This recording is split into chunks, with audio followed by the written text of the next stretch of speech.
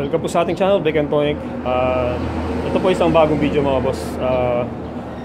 Dahil sa marami na po yung nagtatanong about air compressor. Ito, gawa tayo ng mga series na video. Sisingit ko lang mga boss, yung solar panel natin hindi natin tatanggalin yan. Ito po dagdag kaalaman, baka lang meron kayong mga air compressor dyan. Single phase motor, tapos yun, single phase motor din. And sisingit ko to sa mga video natin.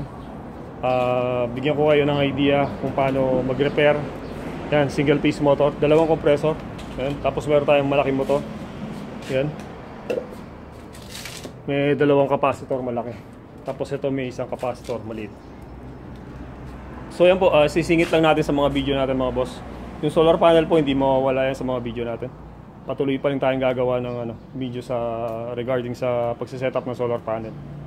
So ito po, marami rin kasi nagtatanong about pagre-repair ng air compressor. Ito, kaya gagawa tayo ng mga series of video, iba-ibang topic. So gagawin nyo po, abangan na lang yung mga video kong i-upload about sa air compressor. So yun po, iba-ibang ang topic yung gagawin natin. Halimbawa, may singaw, umiinit, may talsik ng langis. Yan, may talsik ng langis, sumasabog na capacitor. Yan, tapos mabagal magkarga. Yan, mabagal magkarga. Ayaw umandar. Pressure switch. About pressure switch, about motor. Bakit mainit? Mugong. Yan, maraming topic. So ito po, umpisahan na natin mga boss. Sa video natin na to, umpisahan natin. Ito. Bali, dito sa video na to mga boss, paliwanag ko muna yung mga parte ng isang air compressor. Yan, para at least may idea tayo. Yan. Ito po, air compressor, tangke. Ayan yung tangke natin. Tapos ito, tawag nila dito pressure switch. Yan, pressure switch po. Sabihin ko na rin, yung pressure switch po, ito yung magpapa-automatic, magkaka-top yung linya o mamamatay yung linya natin. Yan, mamamatay yan, mamamatay yung motor. Ibig sabihin titigil siyang iikot pag nakuha na yung maximum limit ng ating tangke. Yan, yung kinarga niyang hangin dito, nakuha na yung pinaka maximum niya, yung capacity. Yan. So kung sosobra diyan, pwedeng pumutok yung ating tangke kasi sobra na yung pumasok na hangin. Pero ginawa din po nila itong tangke na to. Siyempre maglalagay sila ng safety device. Yan, safety device. Ang tawag naman po dun sa safety device na yun ay yung pressure release o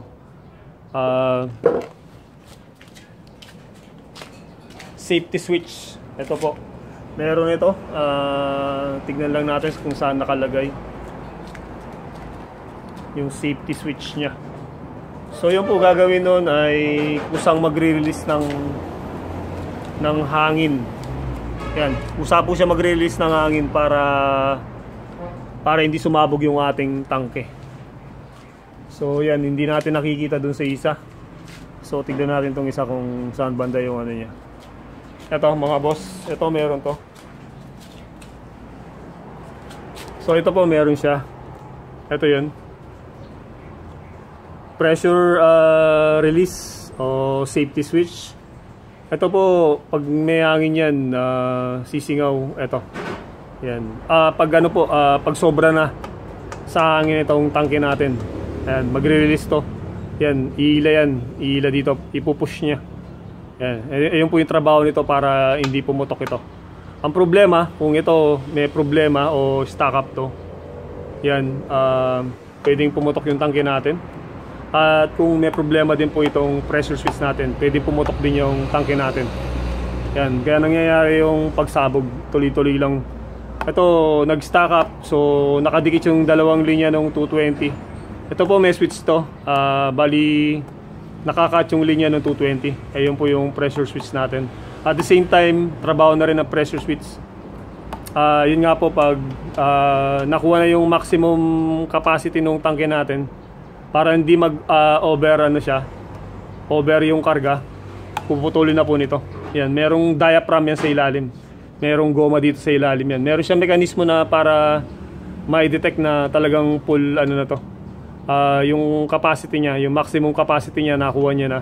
So magka-cut off na yung natin, pressure switch. Puputulin niya yung linya ng 220, so titigil, iikot itong motor natin, mga boss. Yan. Pag tumigil pong umikot to, madadamay itong ating pump, syempre. Kasi may belt yan. May belt siya. Hindi po iikot itong pump. Ito po yung nagpapaikot dito sa ating pump kasi may belt po siya. Yan. Yan. Ito 220 motor. At ito yung ating pump. So ito naman po, capacitor, mga boss. Meron po tayong tinatawag na starting at running capacitor. Ito, pakita ko sa inyo kung itong capacitor na to, ano po ba ito? Yan, 75 UF. Yan, pag UF po, ang 75 UF, yan, makikita nyo dyan, U saka F. Microfarad. Yan. Tapos meron din kayo makikita na MDF. 75 MDF. Pares lang po yun sa microfarad. At yun po, kaya MU nilagay ay millifarad. Pares lang po yung walang pinagkaiba dito sa UF at doon sa MDF. Yung mga MDF po na nakikita natin na capacitor, ayun po yung mga naunang capacitor. Kaya nakalagay ay MDF. Yan, millifarad. Huwag po kayong palilito sa UF at MDF.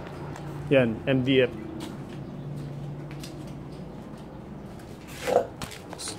Sa ngayon po, meron pa rin namang lumilitaw na may nakasulat na MDF. Pero yung mga bago po talaga, meron ng yan, UF. Wala naman pong pinagkaiba kung malaki yung capacitor na nabili natin. Magbase po tayo dun sa nakasulat. Yan, katulad dito, 150 UF at 250 volts. Yan, nakikita nyo dyan na nakalagay 250 volts. Ito, meron tayong maliit dito, mga boss. Yan, 15 UF, 450 volts. Yan po, nakalagay. Ito, mabibili nyo sa Shopee at Lazada rin. Available po yan. Hanap lang kayo ng seller. Ito yung malaki natin. So mas maganda malaki para matibay. Yan, mas maganda malaki para matibay. Yan, capacitor po. Yung compressor, air compressor, meron din capacitor, mga boss. Ito yun. So yan po, nakikita natin na yung mga parte ng ating isang Vespa air compressor. So ito pong air compressor po pala na to, bago tayo mapalayo, mga boss, 1/4 horsepower Vespa air compressor. Yun, balik tayo doon sa topic natin. Mga parte pa rin. Ito yung pump natin, mga boss.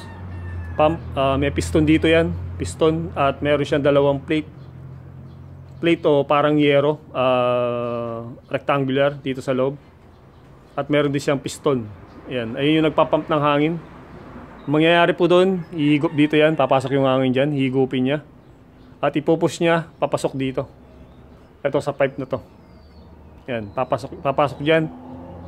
At yung hangin po na pumasok ay natatrap na dito sa ating tangke. Paano po nangyayari yung natatrap yung hangin dito? Dapat yung hangin hindi babalik ng pangat. Yan, hindi babalik ng pangit yan, boss. Kasi meron siyang tinatawag na one-way valve dito. Yan, one-way valve. Ito po yung one-way valve natin, mga boss. Yan, tapos ito naman, pressure gauge. So dito natin nakikita yung recorded na hangin ng ating tangke. Kung mataas na ba. So yan yun, PSI. Ito, pag mataas na, kung sagad nyo 80 PSI, dito yan. Kung merong 80 PSI ito. Yan, so yan po. Yan, meron siyang 80 PSI hanggang dito. Kung mapapansin nyo, hanggang dito lang yung ating yung needle natin. Yan po, ulitin ko lang, tawag dito pressure gauge. Tapos ito naman po motor. Ito na yung pinakamotor niya. Ito na yung magpapaikot ng ating pump. Kaya umiikot yung pump natin kasi meron siyang belt, fan belt. Yan. Pag itong fan belt po maluwag, mabagal din magkarga ng hangin yan. Kung papansinin niyo sa akin, yan, maluwag siya. Yan. Kung maluwag yan, pwede nyo pong i-adjust dito. Yan. Ginagawa nila, babatakin nila yan papunta dito.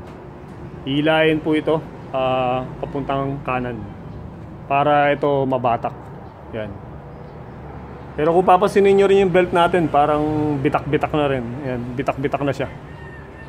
Yan, bitak-bitak na. So, hindi natin alam kung ito yung design niya, bitak-bitak talaga.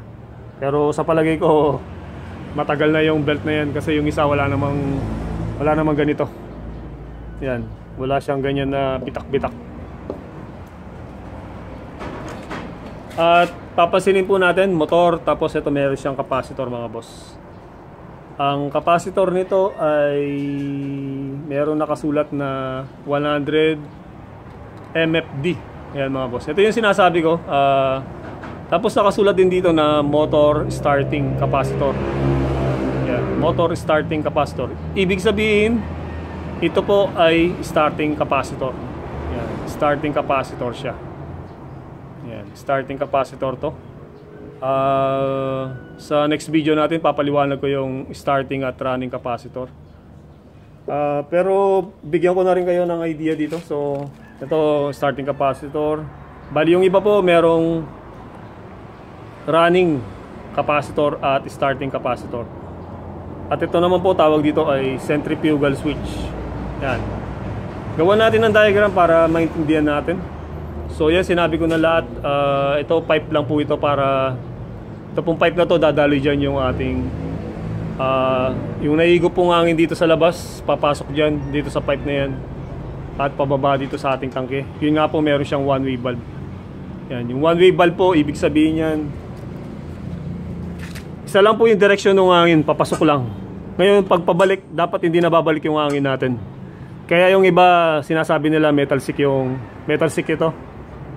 May tumatalsik na langis dito pag umaandar. Kasi merong bumabalik na, may bumabalik na hangin dyan. Nagkakaroon ng hangin dito. Kaya yung tendency, metal sick. Talsik na langis dito. At tendency din po, sasabog yung capacitor. Pwedeng sumabog yung capacitor natin na pag bumibigat yun, yung running capacitor, pwede sumabog yun. O di kaya pati rin yung starting capacitor pwede sumabog. Kasi ang mangyayari po pag nagkakaroon ng hangin to, bibigat ito. Bibigat yung ikot ito mga boss, parang stack up siya. Yun, sa next video natin ipapakita ko, ide-demo ko sa inyo. Yun, may problema yun na pag bibigat yung ikot niya. Pag nakargaan na po yan, so may karga na siya. Kinargaan natin, umikot siya ng maayos. So nakargaan, 80 PSI siya. Ayun, halimbawa lang, 80 PSI. Tapos so nag-cut off na po yung pressure switch natin. Nag-automatic na siya, namatay na. Hindi na ikot yung motor. Ayun, 80 PSI. Tapos habang ginagamit natin, bababa yung PSI niya. So umabot ng, halimbawa lang, umabot ng 40 to 60. Tapos nag-automatic ulit yung pressure switch natin, umandar ulit. So dumikit po ulit yung linya natin. Umandar ulit to. Yan, dumikit ulit yung linya. Aandar na naman yung motor. Ang mangyayari po, may natitira pa kasing hangin yan, bibigat yung ikot nito. Kasi nga po may lumalabas na pasalubong na hangin dyan at pumapasok dito. Kaya dito rin. Yan, pumapasok dyan. Makikita nyo rin may lumalabas na hangin dyan. Yun, gagawin natin sa next video natin. So ngayon, hindi muna.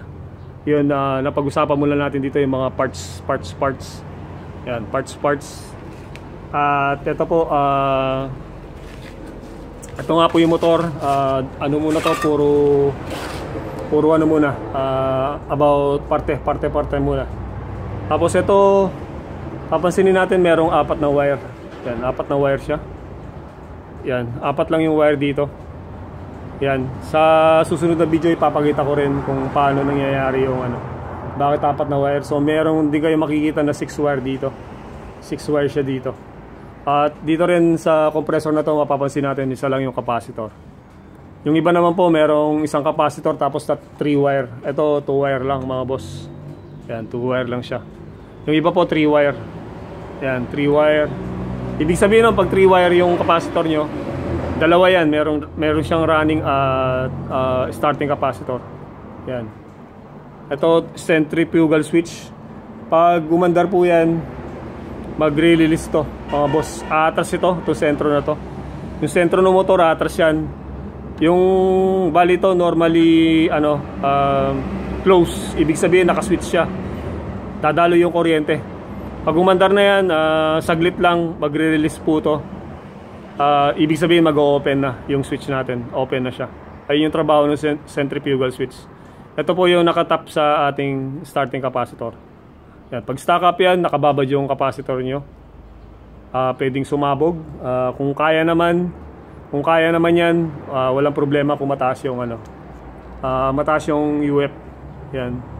Ito katulad nito 100 MFD o UF. Yan. Ito po yung sinasabi ko MFD. Yan, MFD yung nakalagay. Ito yun mga boss. Sulat natin, pakita ko lang. So mapapansin natin dito na MFD. Yan, microfarad.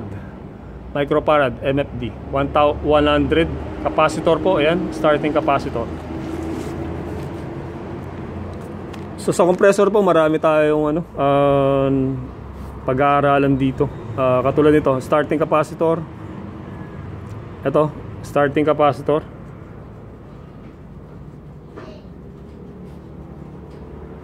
Ayan, starting capacitor po. Nakasulat dyan 100 MFD. MFD, 100 microfarad. Micro. Yan, micro.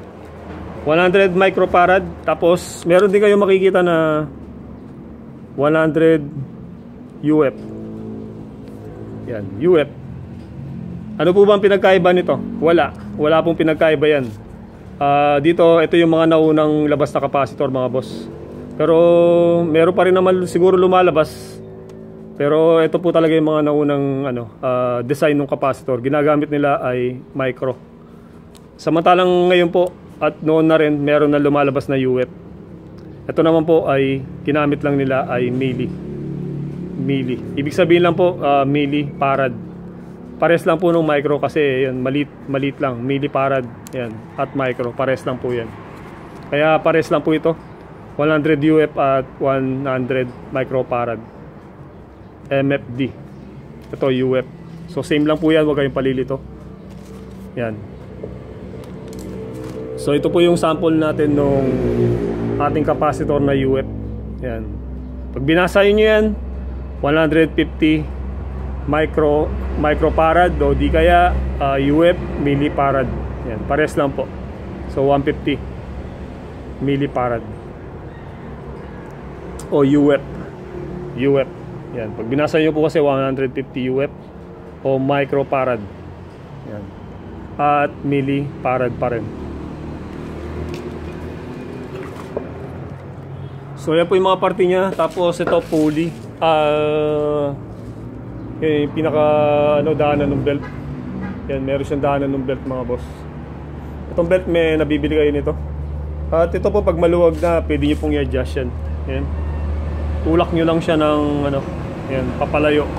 Itong motor papalayo. Na-adjust po yan, meron siyang space dyan. Yan, makita nyo may space siya. Yan.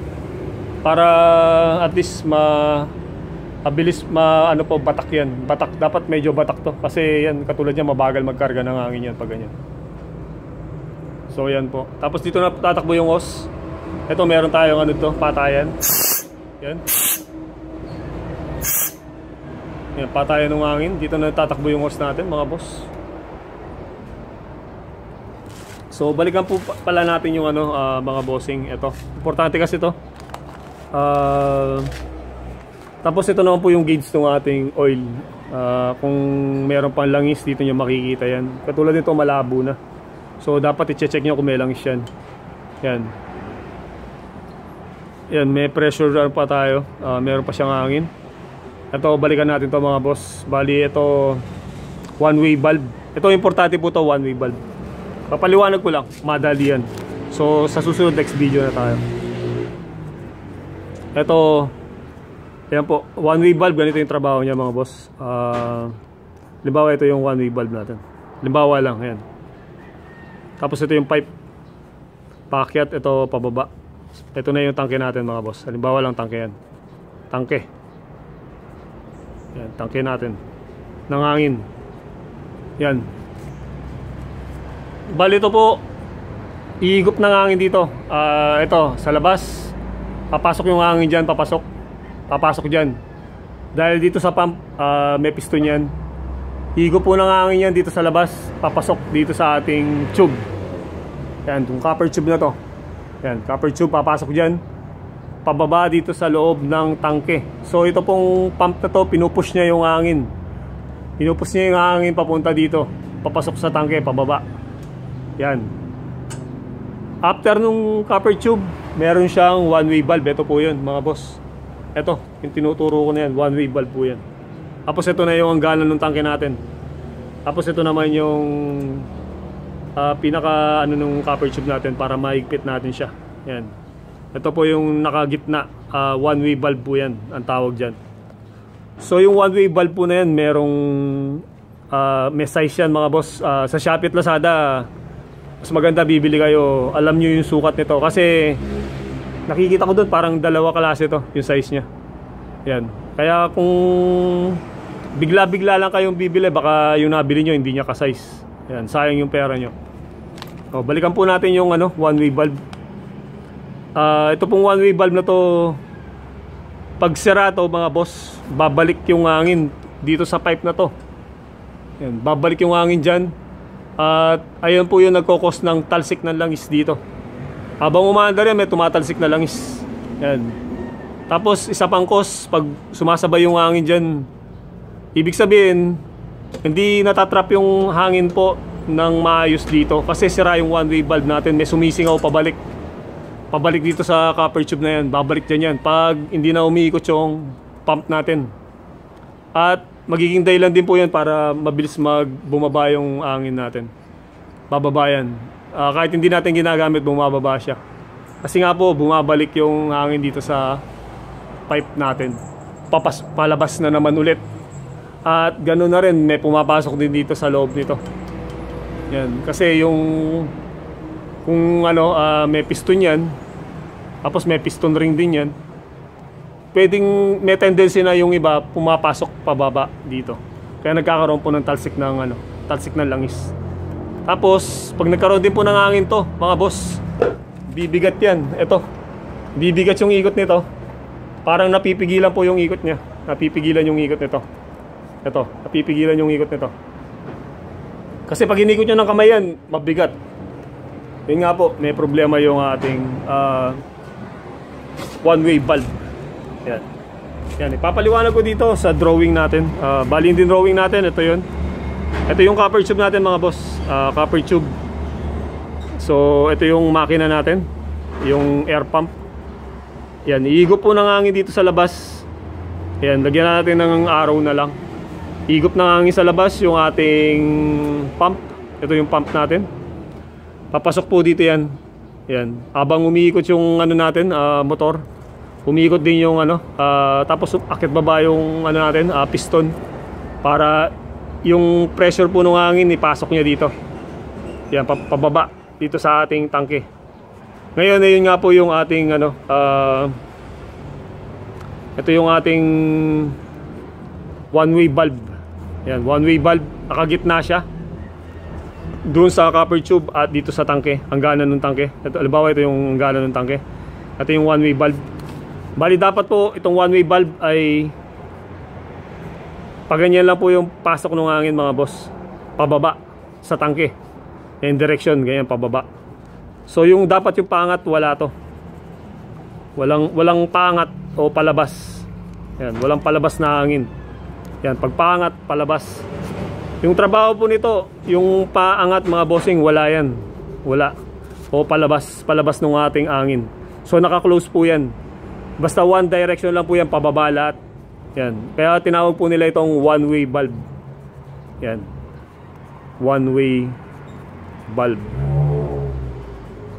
So dito pa lang po makikita nyo na yung importansya ng one-way valve natin, mga boss. Kung naintindihan nyo yung pinapaliwanag ko. Yan. Kaya nagkakaroon ng talsik na langis kasi nga po yung hangin natin, imbis na matatrap lang sa tangke, ito lang yung direksyon niya, pababa lahat. Meron din lumalabas. Meron din siyang papakyat o palabas dito, pasalubong dito sa ating copper tube. Kaya nagkakaroon ng talsik ng langis. At yun nga po, kaya rin sumasabog yung capacitor natin. Kasi bibigat yung ikot nito. Ito, bibigat yung ikot nito. Habang umiikot siya, mabigat. Ito, pakikita ko dito sa isa para makita nyo lang. Bago natin putulin yung video, pakikita ko dito sa isa. Ito, pakita natin. Total, meron din tayong sample dito. Ito, sample lang natin. Ito yung capacitor ko, 75 UF. Yan. Bali ito, starting capacitor. Yan, starting capacitor siya, mga boss. Yan, hindi siya running starting capacitor. Kaya gumawa po ako ng series na video regarding air compressor. Maraming gusto mag-DIY pero ito lang po yung masasuggest ko sa inyo, mga boss.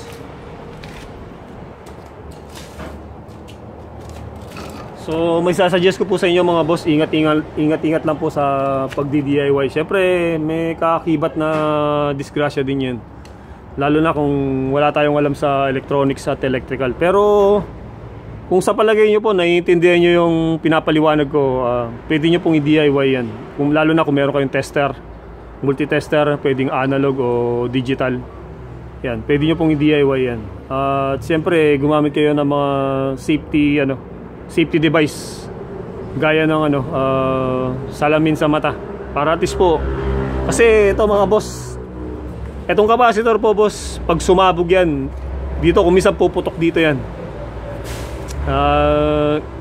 Di naman sa tinatakot ko kayo, kumisa talaga may pumuputok pa ganyan. Kumisa naman uusok muna yan bago pumutok. Yan. Kaya medyo delikado din po talaga. Kung dito pumutok yan, nakadikit ka, medyo may debris. Yan, may debris. So ito nga po pala yung kaalaman na rin. Yung ibang air compressor, mga boss, meron siyang starting capacitor. Yan, yung value niya. Yan, starting capacitor at running capacitor. So hindi ko nasulat yung running capacitor ito. Yan, running capacitor. Cap na lang po yung lalagay ko. Yan, buuin na natin, sige. So yan po, running capacitor. Tapos po, ito, kaalaman na rin, mga boss, Vespa air compressor, 1/4 horsepower, half horsepower o 1/2 horsepower. At ito po, meron tayong 1 horsepower at 2 horsepower. Pero dito, lang ako, ni-research natin, ito. Sa 1/4 horsepower po, kailangan yung capacitor 15 UF. Kung dual capacitor po yung compressor nyo, sa akin single capacitor lang to, yung nasa example natin. Pero siguro maghanap tayo ng dual capacitor para magawa natin ng video sa mga susunod na video natin. Ito balikan natin to. Ito po kaalaman sa mga nagtatanong ng ano ba yung value ng capacitor, dual capacitor nung Vespa na 1/4 horsepower. Yan. Ito yun, mga boss. Bibili nyo ito. 15 UF, 450 volts. Ito po yung running capacitor. Yan. Mamaya papaliwanag ko rin dito yung anong pinagkaiba ng running capacitor at starting capacitor. Gagawa na rin natin ng diagram para makumpleto dito sa ating video. Yan. Hindi ko masabing first video kasi meron na rin ako mga naunang video regarding dito sa air compressor.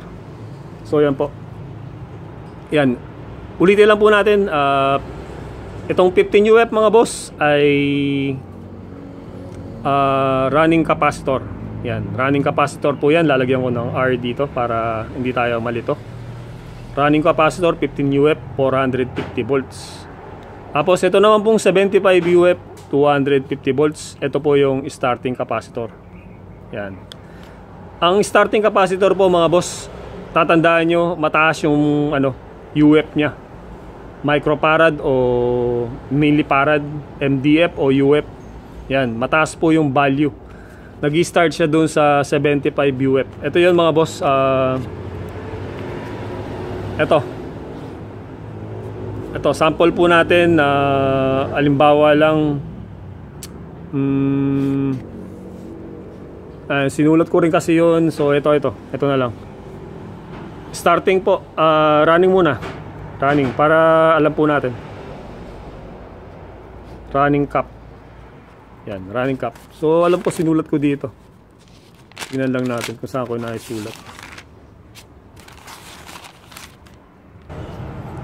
So ito po, balikan natin mga boss. Ito po, pagkakaiba ng running at starting capacitor.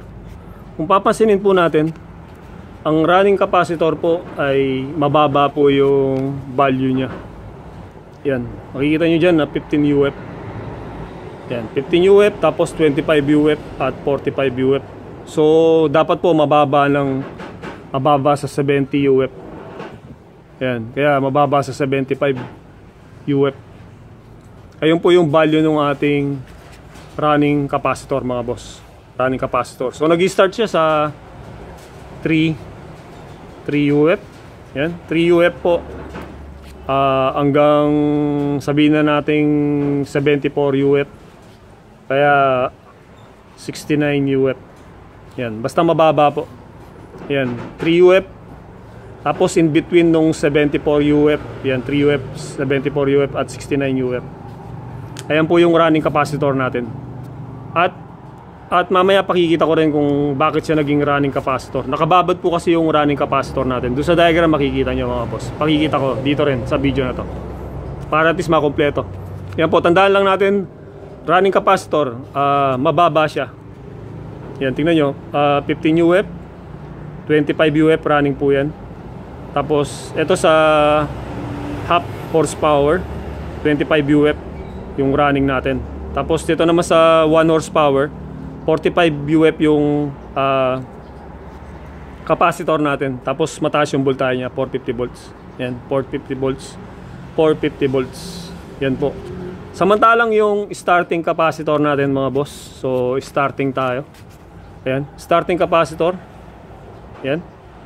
Nag-i-start siya dun sa 70 microfarad o UF. Yan, microfarad o yung UF po. MFD. Yan, MFD pala. Yan, MFD o microfarad. 70. So nag-start po siya dun sa 70 pataas. Yan, nakalagay dyan or higher, pataas yung ating value. Tapos ayun yung voltahe niya, pwedeng 125 volts, pwedeng 250 volts at 330 volts. Kaya meron siyang 125 volts, naka-series po kasi to. Itong starting capacitor at hindi po siya nakababad. Yan, hindi siya nakababad. Ito, starting lang siya.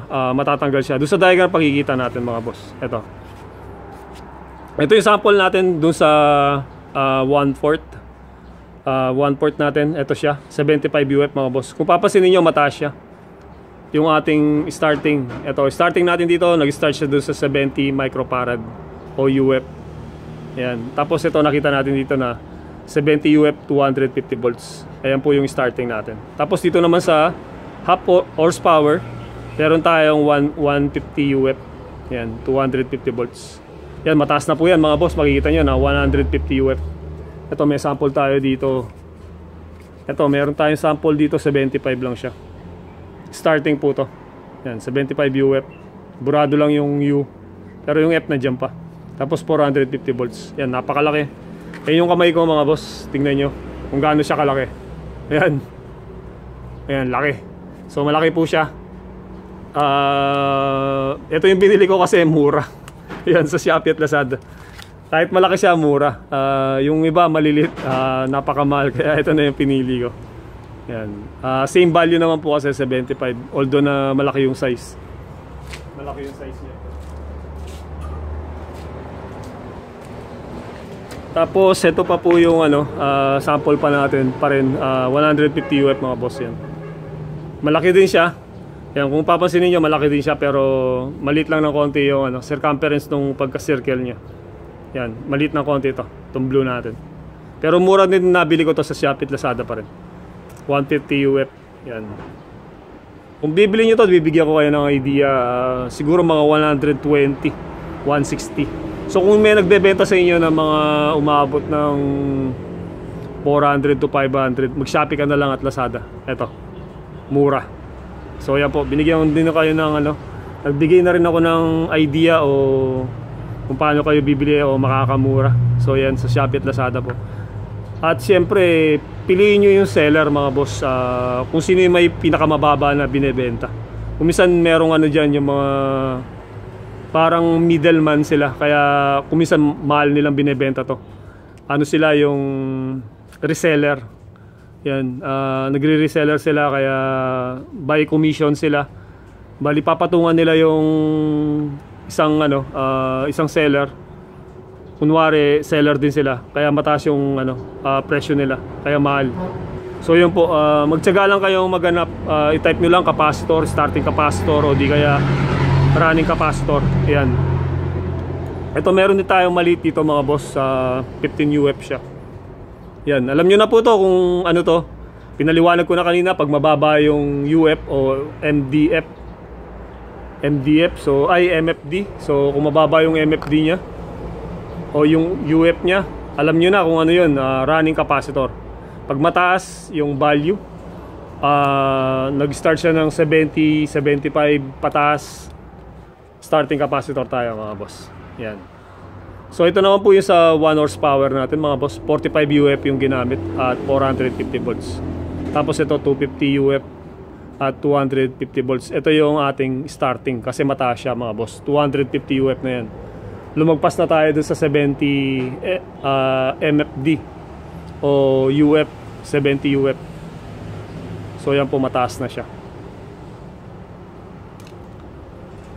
Ito po pala, pakita ko lang dito. So ito mga boss, masyado na napahaba yung video natin. Abangan na lang sa next video natin. Yun, pakikita ko ito, kung bakit nagkakaroon ng talsik na langis. Sasampulan natin to dahil nga po sira yung one-way valve. Sasampulan natin, tapos kung bakit titigas ito. Titigas yung ikot niyan mga boss pag meron pang pressure. Pakikita ko sa next video natin. So abangan na lang po, 37 minutes na tayo, masyado na mahaba yung video natin. Yun, next video na tayo, kakat na natin. Baka makatulog na yung mga ibang nanonood kasi masyado na mahaba. So yan po, channel name, Beck and Toink. Sana po supportahan nyo yung channel na to para patuloy po tayong gumawa ng mga video na yung mga video na to mga boss, hindi mawawala dyan yan kahit mamatay na ako. Yan, makikita nyo, magkakaroon kayo ng idea sa pagre-repair ng air compressor. Meron din tayong ano, tutorial regarding solar panel po, pagre-repair ng appliances, pagre-repair ng computer, gumagawa rin tayo ng computer, mouse, keyboard, pwedeng gawin yan, motherboard. Yung motherboard po, hindi natin ginagawa, na-assemble lang natin yung computer. So pag-assemble lang yung ano, ginagawa natin. Format, kung may katanong kayo, pag-format, pag-install ng games, pag-install ng Microsoft Word, Office. So yan, yun yung mga ginagawa natin. Grinder, barena, ano pa ba? Gumagawa din tayo sa bahay, nagle-labor tayo, karpentero, upuan. Yan, gumagawa tayo ng upuan. Nagbubuhos din tayo ng ano, poste, beam. So nagbi-beam din tayo. Yan. Meron akong hollow blocks, ako rin gagawa. Asintahan. So asintahan natin. Yan, nag-hollow din tayo. Tapos electrical wiring, may basic tayo sa electrical wiring. Yun po, electronics din, 1 year electronics. Yan. Tapos solar panel, nag-assemble tayo ng ano, solar system, battery 32650. So yan po. So marami tayong ginagawa. Gumagawa din tayo ng kanta, gumagawa tayo ng beat, gamit tayo ng FL Studio. Yan. So kung ano yung katanungan nyo, pwede nating masagot. Yan, pwede natin masagot. So yan po, napahaba, pasensya na. At marami pong salamat.